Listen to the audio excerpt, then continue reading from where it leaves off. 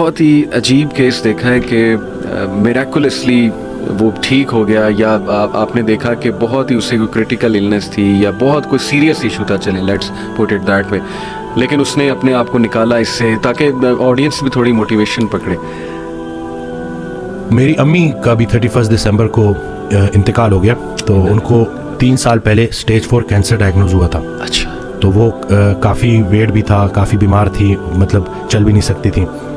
تو میں اس وقت ایک کتاب تھی cancer as a metabolic disease, تو اس کو تھوڑا میں نے پورا تو نہیں پڑھا لیکن تھوڑا مجھ سے آئیڈیا ہو گیا تھا. تو میں نے وہ امی کو فاسٹنگ کرانی شروع کی, ڈائٹ کرانی شروع کی. امی کا 20 kg ویٹ ریڈیوس ہوا, ٹیومر مارکرز نیچے آئے, اور وفات سے 3 ماہ پہلے وہ منال تک گئیں, اور بڑا پراپر نہیں کہ ہمارے ساتھ گھومی پھری, اور پھر جو اللہ کا فیصلہ تو اس کے آگے تو سر تسلیم خم. لیکن ہم سب کو جو سب سے زیادہ خوشی ہے نا کہ وہ 3 سال امی نے بڑے بھرپور جیے. بلکہ میرے فادر خود بھی ڈاکٹر ہیں, وہ کہتے ہیں کہ بیٹا یہ کینسر تو تمہاری امی کے لیے بلیسنگ ثابت ہوا, نہ یہ کینسر آتا نہ یہ ڈائٹ کرتی نہ ان کا 20 kg. بلکہ مجھے ایک دن یاد ہے کہ میری خالہ اور میری امی کی ہائٹ ایک جتنی ہے, تو وہ مجھے لگا جیسے خالہ دوڑتی ہوئی گئی ہیں تھوڑا تیز. تو پھر جب میں نے امی کو دیکھا تو, لیکن پھر خیر لاسٹ 10 days میں امی کے ساتھ ہی تھا, اور تھوڑا میں امی کو بھی کیونکہ ایک ایسے انسان کا پتہ چلنا چاہیے, کیونکہ درویش عورت تھی, سب کا خیال رکھنا اور کچھ مطلب بہت پازیٹیو, ہر وقت چہرے پہ اسمائل. تو وفات سے 1 ہفتہ پہلے وہ کہتی ہیں کہ جمعے کی رات, اور پھر آخری 3 دن کہتی ہیں بیٹا جلدی کرو. اور پھر ٹھیک جمعے کی رات 1:45 بجے میرے ہاتھوں میں امی, اور اس کے بعد جب ہم ان کو دفناتے ہیں تو تدفین ہوتی ہے تو ہمیں پتہ بھی نہیں, اور ایک شخص آتا ہے اور وہ کہتا ہے کہ یہ ہمارا مدرسہ تھا, اس عورت نے ہمارے بچوں کی بڑی خدمت کی. تو وہ جو تھا بڑا, کیونکہ دیکھیں عمل وہی ہے نا جو کسی کے کام آ جائے, تو میرے لیے بس میری امی کا یہ بڑا اللہ تعالیٰ انہیں جنت الفردوس میں اعلیٰ مقام دے, آپ سب کو صبر جمیل عطا کرے. تو ماشاءاللہ اس کے علاوہ کوئی پیشنٹ جس نے آپ کی باتوں سے موٹیویشن لے کے اور ایکسرسائز اور ڈائٹ کے تھرو, میرلی ان چیزوں کے تھرو 173 kg سے 90 kg پہ آئے ہیں. اچھا. ان کی سٹوری یہ ہے کہ وہ میدا کٹوانے والے تھے, اور وہاں سے پتہ نہیں کوئی ویڈیو میں نے بنائی تھی تو اس سے ان کو موٹیویشن ملی, تو پھر انہوں نے جوائن کیا.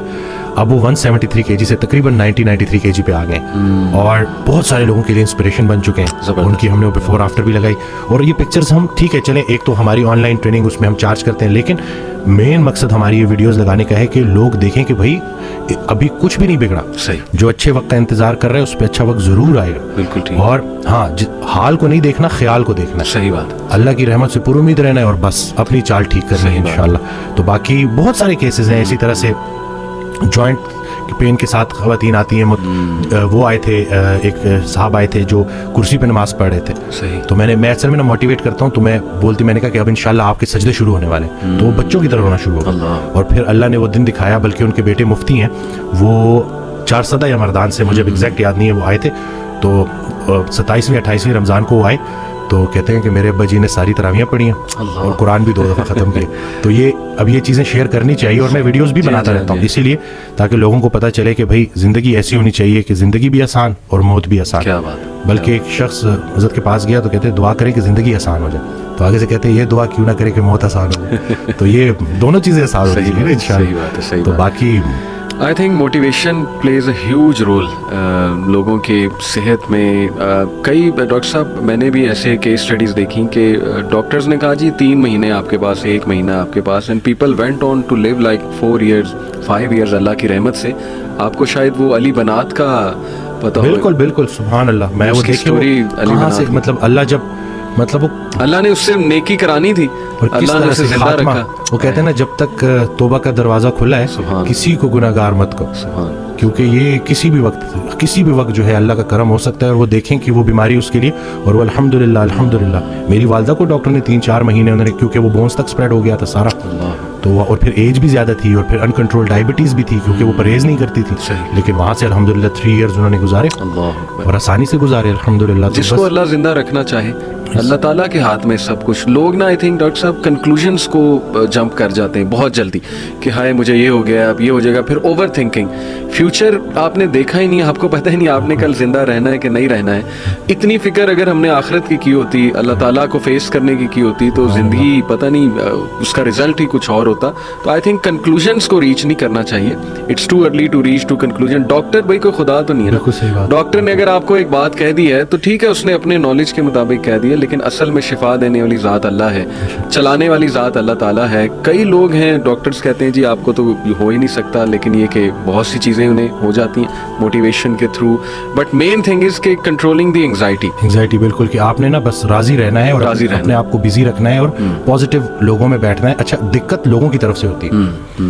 اور اس دن میں ایک جملہ مجھے بڑا اچھا لگا کہ کسی کی فطرت جاننے کے بعد اس سے جھگڑا کرنا بھی اس پہ ساتھ ظلم کرنا ہے.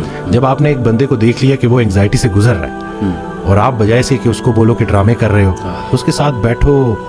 وہ کسی نے اس دن حضرت سے پوچھا کہ کیا غیر مسلموں کو بھائی کہہ سکتے ہیں, تو جواب دیا کہ پہلے بھائی کو تو بھائی کہہ دو, پہلے بھائی کو تو بھائی کہہ دو جو تمہارے ساتھ ہے, صحیح, باقیوں کی تو چھوڑو نا, کیونکہ سارا پوچھا ہی ان کا جانا ہے پہلے. صحیح بات, صحیح, کہ آپ کے جو اپنے قریبی رشتہ دار ہیں, تو یہ رشتہ دار جو ارد گرد کے ہیں ان کا بڑا رول ہے. اگر ایک بندہ آئسولیٹ ہو گیا ہے تو طریقے سے اس کے ساتھ بیٹھیں اور اس کو وہی فی الحال سنائیں جو وہ سننا چاہتا ہے. پہلے اس سے تعلق بنا لیں, پھر آہستہ آہستہ. جیسے میرے پاس ایک بچہ آیا اس دن, وہ ڈرگز لیتا ہے, تو میں نے وہ پوری اس کی جو ہے جب پوری کاؤنسلنگ میں نا میں نے ایک دفعہ بھی جو ہے یہ چیز نہیں چھیڑی. صحیح. اور ان کی وہ مدر بار بار بول رہی کہ یہ ایسا ہے, یہ ایسا ہے. تو خیر میں نے اس بچے کو باہر بھیجا اور میں نے ان کی کہا کہ میں نے ایک دفعہ اس بچے کو بولا, میں نے کہا آپ کیوں بار بار. صحیح بات. کہ میں نے کہا وہ اس سے نفرت نہ کریں, وہ آہستہ آہستہ چھوڑ دے گا, فٹنس کی طرف آئے گا, ایکسرسائز کی طرف آئے گا, ڈائٹ کی طرف آئے گا, نکل آئے گا. جی تو یہ بس یہی ہے نا کہ لوگ جو ارد گرد کے رشتے دار ہیں وہ بھی بڑا کام خراب کرتے ہیں. وہ سمجھتے نہیں ہیں اگلے کو, ایسے ہی وہ بس دھتکار دیتے ہیں. اور پھر جو اگر آپ نے اپنے گھر سے ہی آپ کو سوشل سپورٹ ہی نہیں ملی اگر آپ کو, تو ظاہر ہے پھر بڑا. تھوڑا سا اگر آپ سے پوچھنا چاہوں پھر کمفرٹیبل کہ وٹ کلکڈ فار یو, آپ نے کہا کہ آپ نے کافی عرصہ انگزائٹی فیس کی, وہ سنگل چیز یا وہ چلے نمبر آف تھنگس جو آپ کے لیے کلک کی, وہ کیا؟ جسے میں اپنا بدترین دور سمجھ رہا تھا وہ بہترین دور کا آغاز تھا. اچھا. پہلے ہوا میں اکیلا, کیونکہ میں نے ایک ڈیسیجن لیا, سب نے چھوڑ دیا, ٹھیک ہو گیا. اتنی آئسولیشن تھی کہ, اور پہلے بالکل مجھے اللہ کی رحمت سے میں نا امید ہو گیا تھا اور مجھے لٹرلی وہ سوسائڈل تھاٹس بھی آنا شروع ہو گئے. تو اسی دوران میں ایک ویڈیو سن رہا, تو اس میں وہ اللہ نے کسی نہ کسی کو بہانہ بنانا ہوتا ہے, وسیلہ بنانا ہوتا ہے. تو وہ قاسم علی شاہ صاحب کی نا میں سن رہا تو ایک ویڈیو, تو اس میں انہوں نے کہا کہ حضرت واصف علی واصف رحمۃ اللہ علیہ. تو میں نے ویسے ہی نا میں نے سرچ کیا, تو پہلی ویڈیو جو سامنے آئی وہ تھی غم. تو اب میں نے کلک کی, کیونکہ اب وہ جیسے میں نے کلک کی تو اس میں الفاظ یہ تھے کہ غم میں غم دینے والے کو یاد رکھنا, یاد رکھنا تیرا تیرے رب سے سب سے قریبی رشتہ سجدے کا ہے, اور اس سے بھی قریبی رشتہ آنسوؤں کا ہے. آنکھ میں آنسو ہیں, سر سجدے میں ڈال, نام محمد آہوں میں, دیکھ یہ غم تجھے کیسے سرفراز کرتا ہے. یہ وہ موتی ہیں جو تجھے تیرے مقام سے آشنا کریں گے. غم سے گھبرانا نہیں ہے, غم کو ریڈ کرنا ہے. وہ حدیث شریف نہیں سنی کہ جس باپ نے 3 بیٹیوں کو پال پوس کے بڑا کیا اور رخصت کیا, یعنی کہ رخصتی کا غم برداشت کیا, جو 3 دفعہ, کیونکہ جتنی پیاری بیٹی ہوگی اتنا بڑا غم دے کے جائے. جو 3 دفعہ اس غم سے گزار دیا گیا, اگلا مقام اس کا رسول اللہ صلی اللہ علیہ وسلم کے ساتھ ہے. تو غم تو تجھے اللہ کے قریب کرنے آئے, یہ شارٹ کورس ہے. اب میرے لیے جو میری تنہائی تھی وہ میری سب سے بڑی سپورٹ اس لیے بن گئی کہ مجھے کوئی ڈسٹریکٹ کرنے والا نہیں تھا. پھر میں نے اور سنا, پھر میں نے اور لوگوں کو سنا, پھر میں نے اسی طرح سے یوتھ کلب, اسی طرح سے طه ابن جلیل, سارا اکثر جب وہ جو تھا جو لاسٹ جو ہمارا ہوا تھا, تو اس میں نے انہی کی سنی باتیں انہی کو سنا رہا تھا. تو بس دیکھیں نا کہیں سے بھی اگر, اور ان سے بھی جب پوچھتے تھے نا جیسے کہ آپ کے لیے ہم کیا کریں, تو انہوں نے کہا کہ میرا یہ پیغام لوگوں تک پہنچاؤ کہ یہ جو ہم عمل سے خالی ہو گئے ہیں نا, وہ علم جو عمل سے خالی رہ جائے اس کا بھی پوچھا جائے گا. صحیح بات. تو کرنے والے کام ہے, کر ڈالو. ہمارا سب سے بڑی خوش فہمی ہماری یہ ہے کہ ہمارے پاس ٹائم ہے. ہم انفارچونیٹلی آخری سانس کو موت سمجھتے ہیں. بچپن مر گیا, جوانی مر گئی. جوانی تو ہاتھوں سے ایسے نکل جاتی ہے جیسے مہندی کا رنگ, ٹھیک ہے. اور پھر جب آپ کو پتہ چلتا ہے تو آپ اس بڑھاپے میں ہو, اور اب آپ جب ماضی میں دیکھ رہے ہوتے ہو کہ کہیں میں اب کیا لے کے جا رہا ہوں اللہ کے پاس. تو یہی ہے کہ یہی وقت ہے.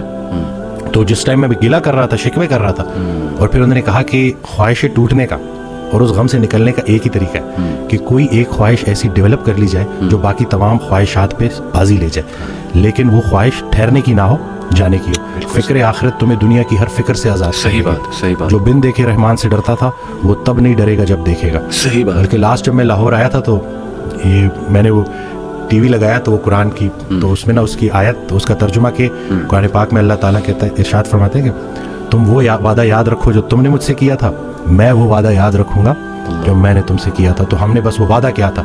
نماز بھی تو اللہ کی یاد ہے نا. صحیح. تو پھر دوسرا یہ کہ یکسوئی, کہ جب آپ کا نا یکسوئی نصیب ہو جائے, ایک ہی آپ ڈائریکشن میں چلنا شروع ہو جاؤ. محبت کیا ہے؟